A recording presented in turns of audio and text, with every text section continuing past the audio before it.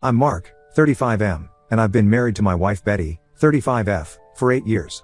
We have a 6-year-old son named Lucas who was diagnosed with autism when he was 3. The diagnosis was hard on all of us, but we adapted and learned how to provide Lucas with the best care possible. Betty reduced her work hours as a nurse to spend more time with Lucas, and I started working from home 3 days a week to help with his therapy sessions. My mill Janet, 65F, has been a constant source of stress since Lucas's diagnosis. At first, she refused to believe there was anything different about Lucas. She kept saying we were overreacting and that boys develop differently. When we finally got her to accept the diagnosis, she switched to blaming us. She claimed Lucas's autism was because Betty worked during her pregnancy or because we didn't spend enough time with him during his first year. The real pressure started when Lucas turned 2. Janet became obsessed with the idea that Lucas needed a sibling to help him develop better social skills. She would send us articles about how siblings can help autistic children learn social cues. Every family gathering turned into a lecture about how we were being selfish by not giving Lucas a brother or sister. What Janet doesn't understand is that we made a conscious decision to not have more children. Lucas needs a lot of attention and specialized care. His therapy sessions alone take up several hours each week. We want to focus all our resources and energy on giving him the best possible life. Having another child would mean dividing our attention, and we don't think that would be fair to either child.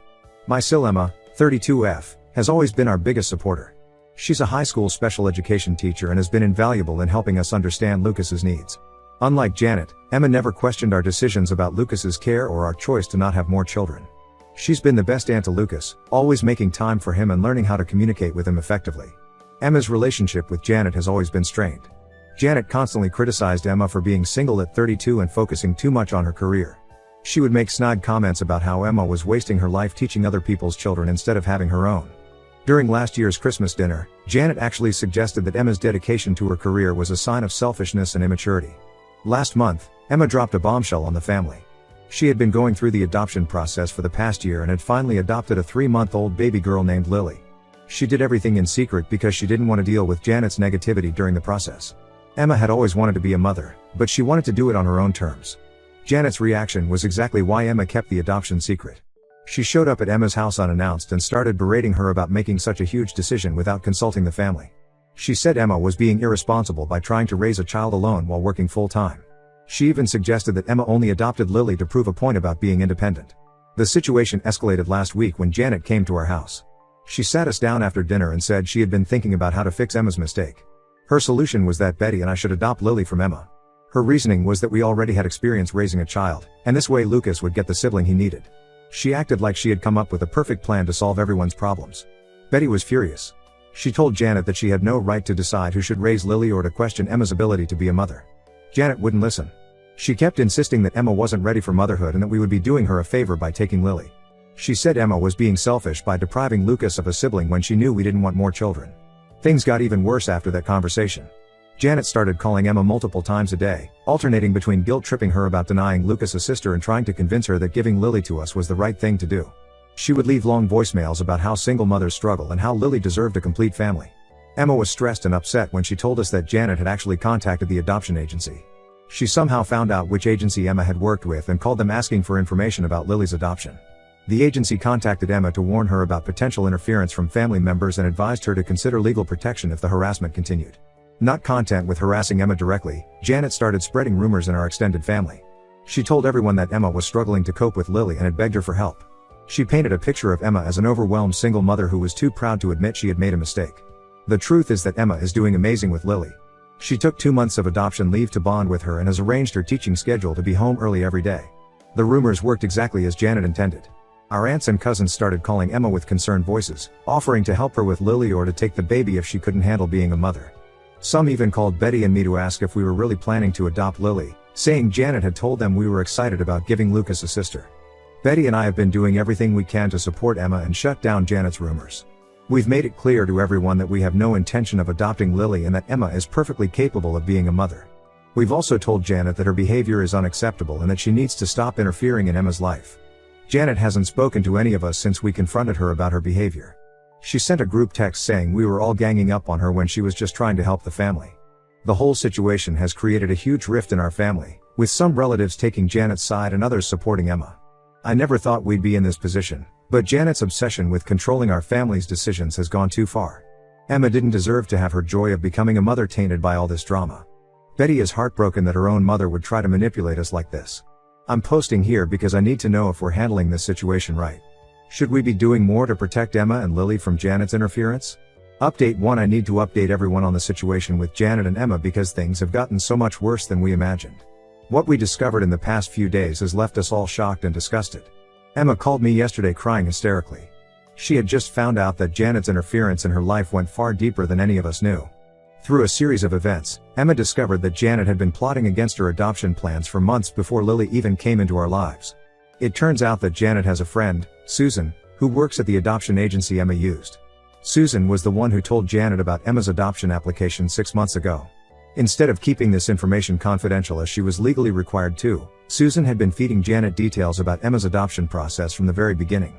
This was a complete violation of Emma's privacy and the agency's confidentiality policies. What Janet did with this information makes my blood boil. She started a calculated campaign to sabotage Emma's chances of adopting. She sent multiple anonymous letters to the adoption agency claiming that Emma was mentally unstable and financially irresponsible. She wrote that Emma had a history of depression, completely false, and couldn't maintain stable relationships, also false. She even went as far as suggesting that Emma was only trying to adopt to spite her mother for criticizing her single lifestyle. The most disturbing part is what we found when Betty went to check on Janet at her house yesterday. Janet had converted her entire guest bedroom into a nursery for Lily. There was a brand new crib, changing table, rocking chair, and dozens of baby outfits. Everything was decorated in pink and purple, with a name sign saying Lily hanging above the crib. She had even bought duplicates of everything to set up in our house, all still in their original packaging and hidden in her garage. When Betty confronted her about the nursery, Janet broke down and showed her even more evidence of her obsession. She had opened a bank account 3 months ago in Lucas's name, labeling it Sister's Future Fund. She had already deposited $25,000 into it. She'd been telling her friends and church group that Betty and I were planning to adopt Emma's baby, and she had even planned a surprise baby shower for us. The depth of her deception became clearer when Emma went through her phone records. Janet had made over 50 calls to different family members in the past month alone, systematically spreading lies about Emma's capabilities as a mother. She told our Aunt Carol that Emma had called her crying every night, saying she couldn't handle Lily. She told our cousin Mike that she had caught Emma leaving Lily alone while she went shopping. None of this ever happened. Betty found a notebook in Janet's house filled with what can only be described as a manipulation playbook. She had written down different scenarios and strategies to convince Emma to give up Lily. One page detailed plans to report Emma anonymously to child services if she refused to give Lily to us. Another page listed ways to make Emma look incompetent at family gatherings by doing things like distracting her when Lily cried or criticizing her feeding and diapering techniques in front of everyone. When Emma confronted Janet about everything we discovered, Janet's reaction was both shocking and heartbreaking. Instead of showing remorse, she doubled down on her actions. She said she was trying to fix Emma's mistake before it was too late. She actually told Emma that she was being selfish by depriving Lucas of a sister when there was a perfect solution available. She said she had been saving that money to help us raise Lily properly, unlike Emma who would just dump the baby in daycare. Betty is completely devastated by her mother's actions. She can't comprehend how her own mother could be so manipulative and cruel. The woman who raised her to be honest and caring had been orchestrating this elaborate scheme to destroy her sister's chance at motherhood. Betty hasn't stopped crying since we discovered everything. Emma has already filed a formal complaint with the adoption agency about Susan's breach of confidentiality. The agency is taking it very seriously and has placed Susan on administrative leave pending an investigation. They've assured Emma that her adoption of Lily is completely secure and have offered to provide documentation of Janet's harassment attempts if Emma needs it for legal purposes. We've all decided to cut contact with Janet completely. There's no coming back from this level of betrayal and manipulation. Emma is considering getting a restraining order, especially after finding out about Janet's plans to call child services. She's also thinking about moving to a different city to get away from all this drama, which breaks my heart because Lucas adores his aunt and cousin. I'm posting this update because I still can't believe how quickly our family has fallen apart. Janet's obsession with controlling our lives has destroyed relationships that took decades to build. Emma is traumatized, Betty is heartbroken, and we're all left wondering if we ever really knew Janet at all. The hardest part is explaining to Lucas why he can't see his grandmother right now. He keeps asking when we're going to visit Grandma's house, and we don't know how to tell him that his grandmother did something unforgivable. We're trying to protect him from all this chaos while still maintaining his routine and stability. We're now working on setting up security cameras around our house and Emma's apartment. We don't think Janet would try anything drastic, but after discovering the extent of her plotting, we can't take any chances. The whole situation feels like a nightmare we can't wake up from. Update 2. I never expected to write this update, but what we discovered yesterday has changed everything. The situation with Janet took a turn that none of us saw coming, and now we're all struggling to process this new information. Last night, Betty got an urgent call from her father, Tom. He asked us to come over immediately, saying there was something we needed to know about Janet's behavior. When we arrived, we found Janet sitting in their living room, looking completely defeated. Tom then revealed what we'd all been missing: Janet has terminal pancreatic cancer. She was diagnosed 4 months ago, right around the time she discovered Emma's adoption plans through Susan. According to Tom, the doctors gave her about a year to live. She's already refused aggressive treatment, saying she doesn't want to spend her remaining time in hospitals. She kept this diagnosis secret from everyone except Tom, not even telling Betty or Emma. The timing of everything suddenly made horrible sense. Janet finally broke down and explained her twisted reasoning behind trying to manipulate Emma into giving up Lily. She said she couldn't bear the thought of her grandchildren being separated after she died. In her mind, if Lily grew up with Lucas, they would have each other for support when she was gone. She convinced herself that by getting us to adopt Lily, she would ensure both her grandchildren would grow up together as siblings. She also revealed that the money she had been saving wasn't just for Lily. She had actually sold all her jewelry and some family heirlooms to put together that sister's future fund. She wanted to leave something behind that would connect her grandchildren. The nursery she set up wasn't just about controlling the situation, it was her desperate attempt to create memories with a grandchild she knew she wouldn't see grow up. When Emma found out about Janet's diagnosis, she was overwhelmed with conflicting emotions. The manipulation and betrayal still hurt deeply, but now there was this added layer of understanding her desperation. Emma came over to Tom and Janet's house last night after we called her. The conversation that followed was intense and emotional. Janet tried to apologize, saying she let her fear of death cloud her judgment. She admitted that she became obsessed with the idea of fixing her family before she died. She thought if she could just get everyone to follow her plan, she could die knowing her family was exactly how she wanted it to be. She acknowledged that she had no right to interfere with Emma's life or try to manipulate us, regardless of her diagnosis. However, Emma wasn't ready to forgive and forget. While she expressed sympathy for Janet's situation, she made it clear that having terminal cancer didn't excuse trying to destroy her chance at motherhood. Emma reminded Janet about the anonymous letters to the adoption agency, the lies she spread in the family, and her plans to call child services. She said these weren't the actions of someone who just wanted to help, they were calculated attempts to control everyone's lives. Betty has been struggling to reconcile her anger at her mother's actions with the knowledge that she'll lose her soon. She's angry that Janet kept her diagnosis secret while simultaneously trying to orchestrate major changes in all our lives. She feels robbed of the chance to process her mother's illness properly because now it's all tangled up with the adoption drama. The most surreal part is that some family members are now pressuring us to forgive Janet because of her condition. They're saying we should put aside our feelings about what she did and focus on making her remaining time peaceful. But Emma is firm in her decision to maintain distance from Janet despite her condition. She says she'll always be grateful that Lucas has a relationship with his grandmother, but she needs to protect Lily from Janet's controlling behavior, terminal diagnosis or not. Tom is caught in the middle of everything. He tries to explain that Janet's fear of death made her act irrationally, but he also understands why we can't just pretend nothing happened. He's asking us to consider allowing Janet limited contact with Lucas and Lily, supervised visits only, saying it would give her some peace in her final months. We're all trying to navigate this impossible situation.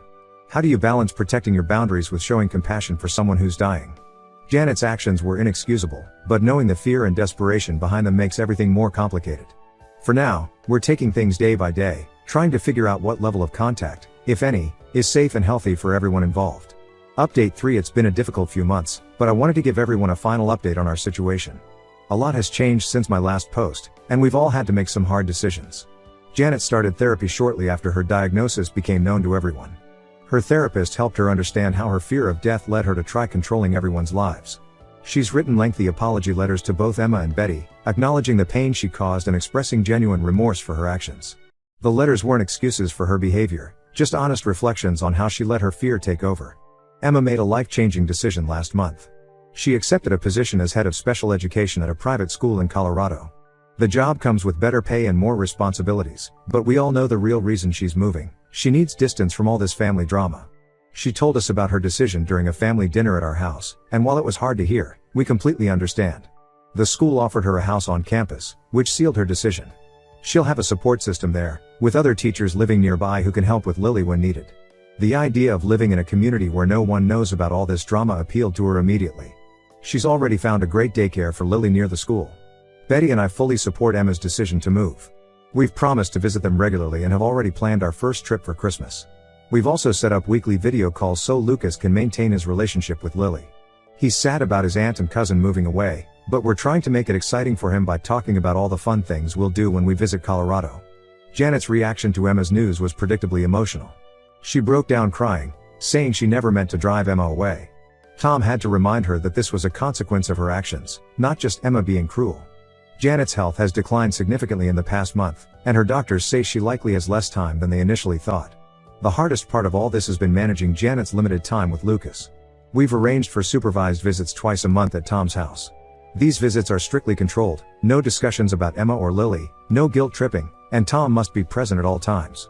It's not ideal, but it's the best compromise we could manage given the circumstances. Emma has made it clear that she doesn't want Janet to have any contact with Lily. She agreed to send photos occasionally through Tom, but that's it. She says she needs to protect Lily from forming any attachment to Janet, given the limited time Janet has left. It's harsh, but after everything that happened, no one can blame her. Betty struggles with this situation daily. She's started seeing a grief counselor to help her process everything, not just her mother's declining health, but also the loss of the relationship she thought they had. The counselor is helping her understand that it's possible to mourn someone while still being angry at them. As for me, I'm focused on supporting my wife and maintaining our family's boundaries.